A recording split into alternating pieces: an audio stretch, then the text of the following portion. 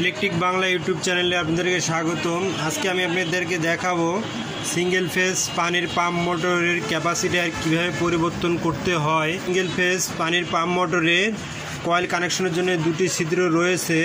সাধারণত দুটি ছিদ্র দিয়ে একটি কমন কানেকশন বাইর হয়ে থাকে এবং অপর আরেকটি দিয়ে রানিং কয়েল কানেকশন এবং স্টার্টিং কয়েল কানেকশন বাইর হয়ে থাকে। তবে সমস্যা যেটি হয়, একটি ছিদ্র দিয়ে যখন তিনটি কানেকশনে বাইর হয় সেক্ষেত্রে ক্যাপাসিটার চেঞ্জ করতে গেলে একটু বিভ্রান্তির মধ্যে পড়তে হয় যে কোনটি কমন হবে, কোনটি স্টার্টিং হবে, কোনটি রানিং হবে। তো আমার এখানে তিনটি কালারের তার রয়েছে, একটি হলুদ, একটি লাল এবং একটি সাদা। এখানে কোনটি কমন কানেকশন হবে, কোনটি স্টার্টিং কানেকশন হবে, কোনটি রানিং কানেকশন হবে সেটি বোঝার জন্য একটি সহজ উপায় হচ্ছে এই ধরনের একটি ক্লাম মিটার দিয়ে আপনারা কয়েলের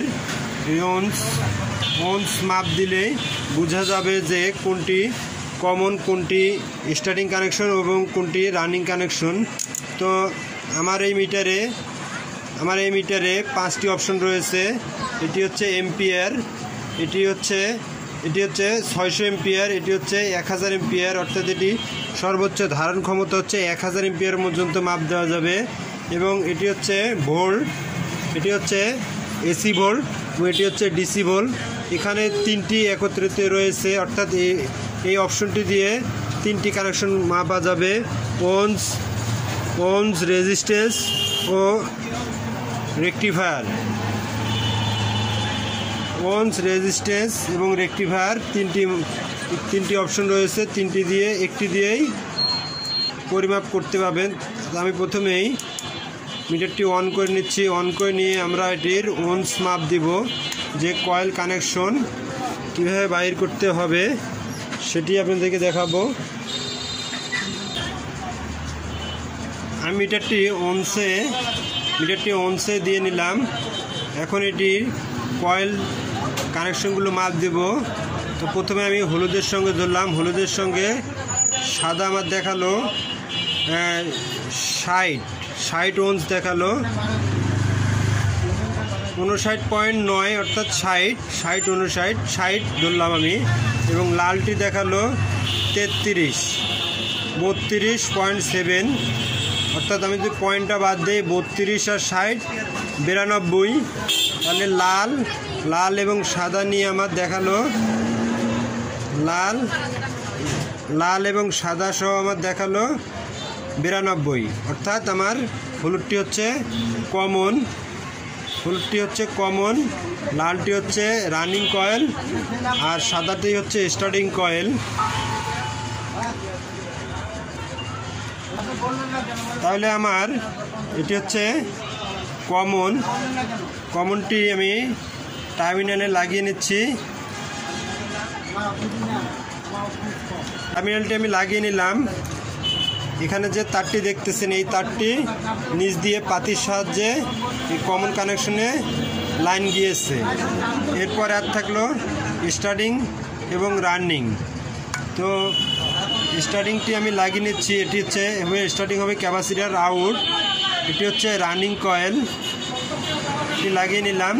এরপরেই টার্মিনালটিতে বসিয়ে নিব। টার্মিনালে যেখানে যে আপনারা পাতিটি দেখতেছেন, এই পাতি দিয়ে একটি কানেকশন ক্যাপাসিটারের রানিং কয়েলে গিয়ে লাগবে। আমি এটি বসিয়ে নিচ্ছি। এরপরে আপনাদেরকে দেখাবো যে এই মোটরটি এম্পিয়ার কত নিচ্ছে।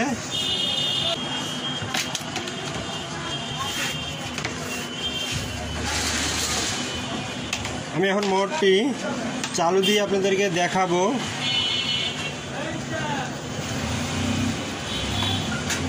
চালু দিয়ে এটির এম্পিয়ারটি আমি মাপ দিয়ে দেখাবো যে মোটরটি কি কানেকশন ঠিক হয়েছে কি না।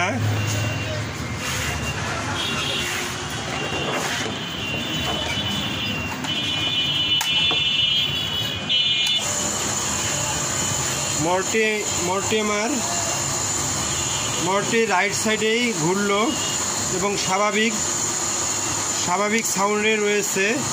অর্থাৎ আমার এটি কানেকশনটি সঠিক